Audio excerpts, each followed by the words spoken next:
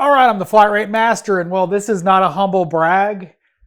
This is the confusion that comes from a very segmented product line. So we're going to talk about how to choose the right launch scan tool for you.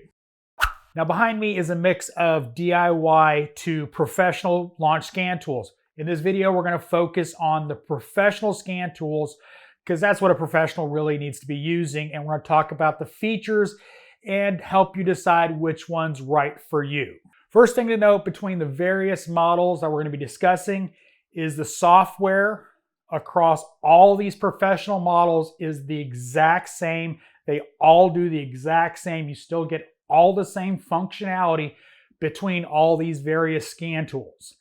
So as far as the scan tool part of it, they're identical. There's no differences.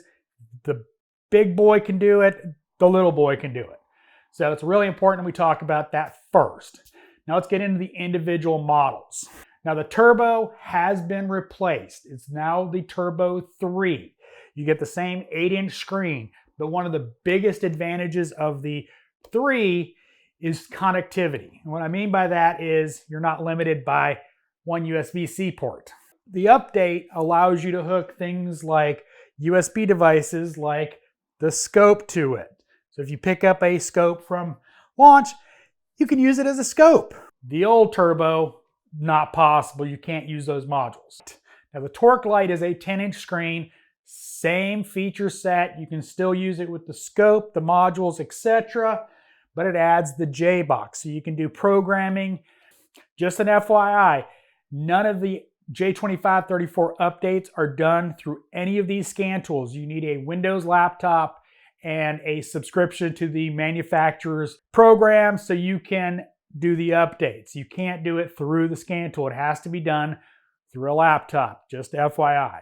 Now the Torx 5 is the same 10-inch tablet, but it comes with a 2-channel scope DVOM as well as a 10-inch tablet. That's the biggest change, is they all connect to all of the accessories. So all of them can do ADIS relearns as long as you've got the setup.